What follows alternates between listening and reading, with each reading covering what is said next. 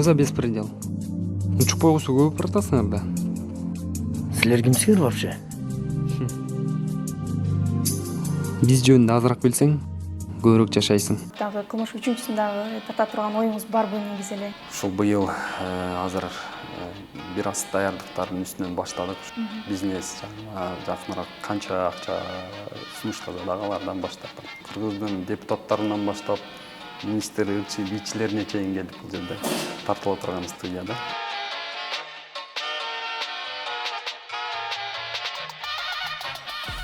Мен балалык чагым ошол Голливуд демекчи, биздин Жалливуддун Аксы районунун Аблетим айылында балалык чагым өттү. Ошол жерде Негизи эле бул сиздин кино жолго келгениңиз кокустук же тагдыр деп ойлойсузбу? Салам достор, Сокол медиа көрүүчүлөрү, бүгүн биз коноктобуз. Баарыңыздарга белгилүү болгондой эле Кылмыш 1 жана Кылмыш 2 тасмасынын башкы каарманын жараткан Келсинбек Атабековдун студиясына келип калдык. Саламатсызбы, кандайсыз? саламатчылык, биздин куттуу студиябызга кош келипсиңер. Айтсаңыз, балалык чагыңыз кайсыл жактан өттү? Кандай болуп өттү? Мен балалык чагым ошол Голливуд демекчи, биздин Жалливуддун Аксы районунун Аблетим айылында балалык чагым өттү. Ошол жерде 4-классты бүтүп, ал жерден анан 5-класстан баштап бул Борборубузда номер 16-орто мектебинде окуп калдым.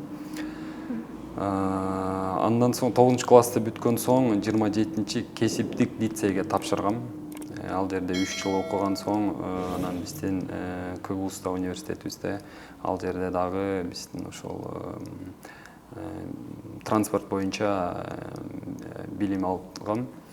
Ал жерде окуп атканда эле анан Бүбүсар Бейшенов атындагы институт, ал убакта институт эле, азыр университет болуп калды. Ошол жерде дагы сырттан окуу бөлүмүнө параллельно тапшырып, ал жерден дагы 6 жыл окуп, ошол режиссерлук кесиптин ээси болуп чыккам.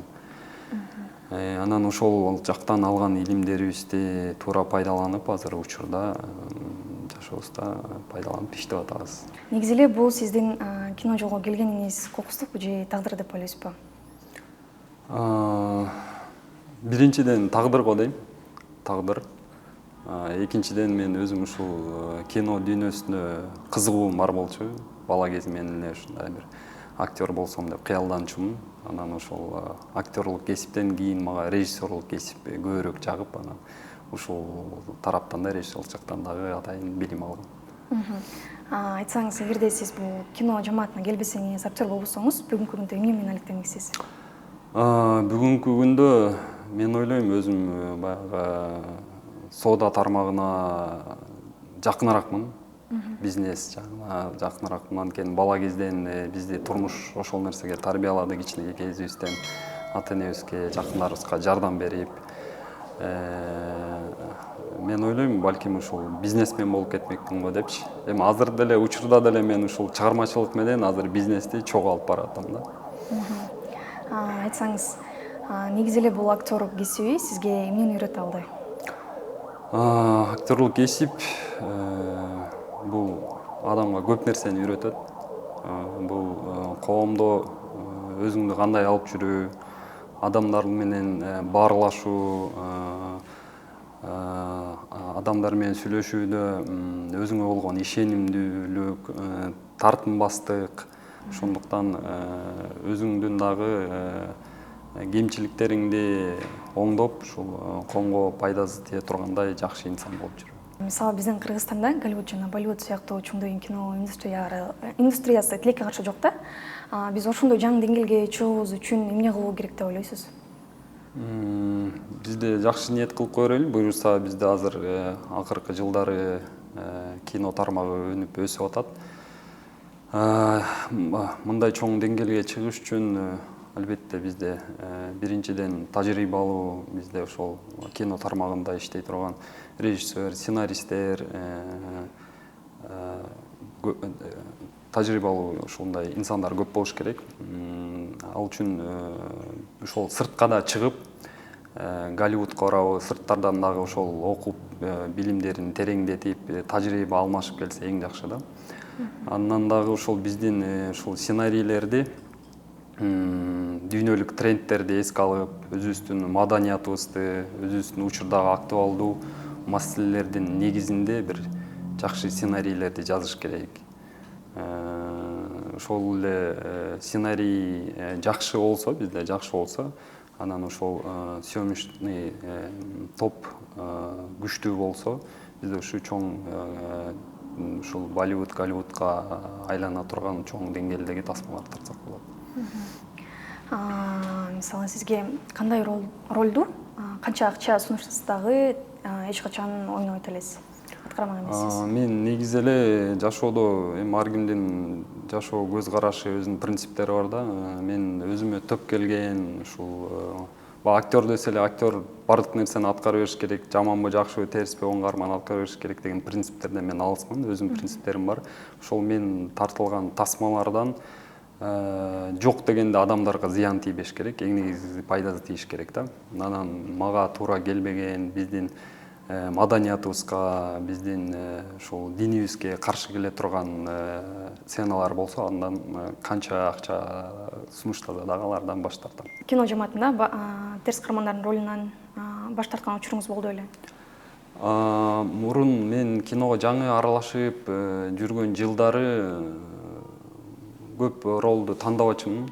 Кандай болсо тартыла берем деп, андан кийин баягы адам акылына акыл кошулуп, жашоого болгон көз карашы, бул дүйнөнүн максатын түшүнө баштагандан кийин анан иргеп калат экенсиң ар бир ролдордучу. Ушул кээде сунуштар болот менде. Клиптерге, бир роликтерге же бир ушундай бир зыяндуу нерселерди жарнама кылганга, ошол учурларда ошонун терс оң жагын карап туруп мен ошого жараша өз жообумду берем да.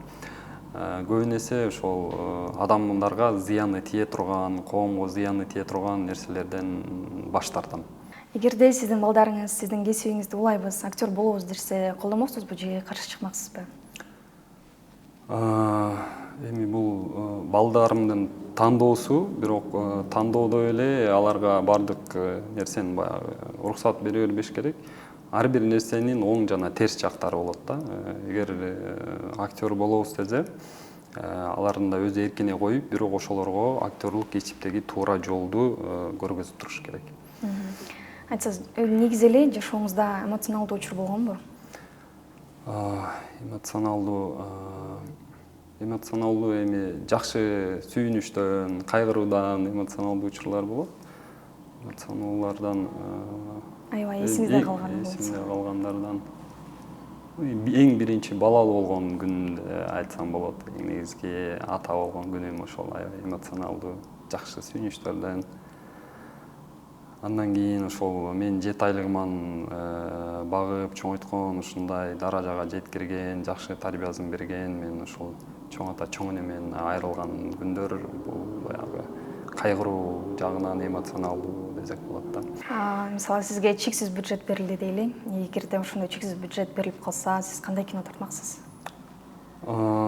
Чексиз бюджет эми бул жерде баягы бюджет эле бардык нерсени чечпейт да. Эң негизги ошол бюджет дагы маанилүү, бирок эң негизги ошол тарта турган сценарий, ошол бир идея маанилүү болот да. Бизде ушул Манас эпосу тартылып элек. Бизде ушул жана ушундай бир биздин тарыхый же бир мифология же болбосо биздин баатырларды, Кошо, Жоло, Курманбек баатырларды жана биздин көптөгөн белгилүү инсандарды ошолордун өмүр таржымалын, басып өткөн жолдорун, коомго тийгизген пайдаларын башкаларга баягы үлгүлүү болсун деп ошондой көзөтүп кеткен инсандарды тартсак болот.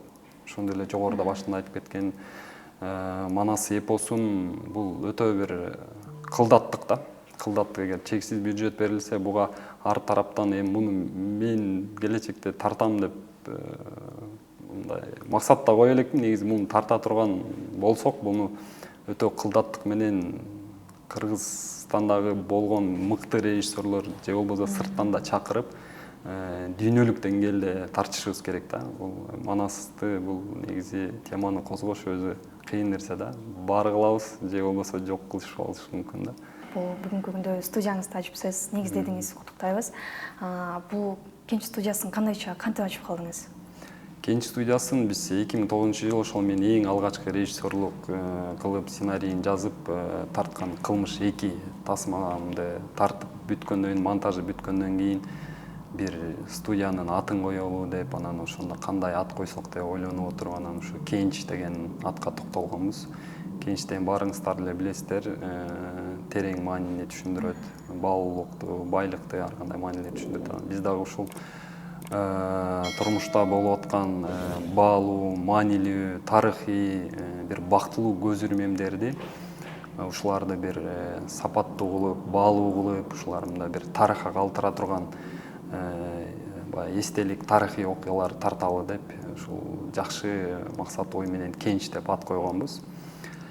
Андан кийин биз киного коюлду. Андан кийин ушу 2012-жылы биз ушу кичинекей фото салон менен баштаганбыз. Ошол жерден анан чоңоюп студия болуп, анан фото, видеого байланыштуу биз бардык жумуштарды кылып калдык да. Бир гана тасмалар эмес, ошондой эле жарнамалык роликтер, клиптер, биздин элибиздин жакшылык тойлору жана ошондой эле биздин ушул студиябызда ушундай подкасттар, фотосессиялар, кинонун эпизоддору деги эле бул жерде бүт съемкага байланыштуу кыргыздын депутаттарынан баштап министр, ырчы, бийчилерине чейин келип бул жерде тартыла турган студия да. Сиздин Instagram баракчаңыздан байкап калдык. Акыркы 3 жылдын ичинде аябай көптөгөн мамлекеттерге барып келипсиз да.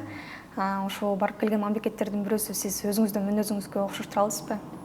Ушул Өзбекстан, Ташкент жакты. Анткени Казакстан аркылуу барып калдык. Ошол жерден казак чек арасынан өткөндө эле өзбектердикине киргенде эле баягы муздактан бир жылуулук кадимкидей билинет экен да. Өзбек элинин баягы меймандостугу, жылуу тосуп алышы, ошол жакта элдеринин мамилеси, баягы атмосферасы мындай өзүңдү ээн эркин алып жүргөнгө аябай жакшы экен да. Сиз жана айта кетпедизби, биринчи идея маанилүүрөөк депчи. Сиз үчүн ошондо эң маанилүү фактор бул идея, же бюджет болуп калабы? Бюджет дагы керекпи? Эми бюджет дагы, идея дагы маанилүү да. Эң негизги биринчи кайсыл десек, идея болуш керек. Анткени сен эгер идеяң маанилүү, өзөгө күчтүү болбосо, сен бюджетиң канчалык көп болсо да, идеяң алсыз болсо, ал нерсе өтпөй калышы мүмкүн да. Ошон үчүн жакшы идея менен жакшы идеяны аз эле бюджет менен тартып койсо болот да. Негизи биринчи орунга идеяны, анан кийин бюджет жагын койсок болот. Кылмыш тасмасы тартылды, биринчиси дагы, экинчиси дагы. Ошону дагы уланткыңыз келеби, алдыга карап дагы кылмыш үчүнчүсүн дагы тарта турган оюңуз барбы негизи эле? Эгерде тартып кала турган болсоңуз, аны кандай кылып тартмаксыз? Бул ошол акыркы жылдары көп суроолор болуп, азыр мурунку эски тасмалардын баягы уланды тартылып атканга менин дагы көрөрмандарым, тааныштарым тартпайсыңбы деп демөөрчү болом дегендер да чыгып атат. Анан чынын айтсам, бирок өзүм азыр тартам же тартпайм деген бир эки анжы ойдо турам да. Тартсак болобу, болбойбу? Анын үстүнө азыр учурда кылмыштуулукка, мектептеги баягы рекетерство боюнча катуу көзөмөлдөр болуп, ушундай терс көрүнүштөрдү токтотуу маселеси болуп атканда да азыр мындай кылмыш тасмабыздын азыр аты дагы бир аз ошол нерсеге төпкөлбөй турат да. Анан өзү быйылкы жылга негизи бир тасма тартам деп өзүм пландагам. Чынын айтсам, өзүм убактым болбой, баягы чыгынбай жүрөм да. Анан кийин учурда ушул быйыл азыр бир аз даярдыктардын үстүнөн баштадык. Ушул быйыл бир жакшы элге азыркы замандын талабын эске алып, азыркы трендтерди эске алып, бир элге пайдасы тие турган, элдин бир маанайын көтөрүп, эсинде кала турган бир жакшы тасма тартсамбы деп тилек кылып отурам. Ошол киноңузду тартып калышыңызга тилектешпиз. Анан айтсаңыз, өзүңүз эле кайра эң башкы ролду ойнойсузбу, же болбосо ошондой эле сценарийин да өзүңүз жазасызбы, же башка адамдарга бересизби? Негизи бул кино коллективдүү жумуш да. Кинодо бир адам эмес. Мурун биз тартып жүргөн учурда 5 адамдын кызматын бир эле адам аткара берчүбүз. Ал убакта чоң акча деле кетпечи, баарын ошондой болчу. Азыркы учурда ар бир кесиптин өз адамдары бар. Сценарий жагына өзүм албетте аралашам. Анан өзүм башка роль болбосо дагы бир ошол тасмада роль жаратышым керек да. Балким бир гана ал жерде роль жаратышым мүмкүн, режиссер болбой, же болбосо кыскараак роль жаратып өзүм режиссер болуп тартышым мүмкүн. Чоң рахмат. Мына келиңиз, сизге эки микрофон болсун. Сиздерге чоң рахмат, ушул менден убактыңарды бөлүп атайын келип, кыска болсо да интервью алганыңарга терең ыраазычылык билдирем. Ар дайым ишиңиздерде ийгилик болсун, кылып жаткан иштериңиздер коомго пайдасы тийген, жакшы ушундай берүүлөрдөн боло берсин. Ошол кыргыз элибизге баарына тынччылык каалайбыз, ушу асманыбыз ачык болуп, мына акыркы жылдары мамлекетибиз өнүп өсүп атат. Мындан дагы ушул өнүккөн өлкөлөрдүн катарына кошулуп, элибиздин ар дайым жүрөгүндө ыйман, жүздөрүнөн жылмаюу кетпей, ушундай тынччылыкта баарыбыз өмүр сүрөлү эле. Сизге дагы чоң рахмат, бизди Кенч студияңызга чакырып жакшы коноктоп алганыңыз үчүн. Бүгүн биз Келсинбек мырзанын Кенч студиясында болдук. Бардыгыңыздарга чоң рахмат. Кийинки эфирлерден көрүшкөнчө сак саламатта болуңуздар.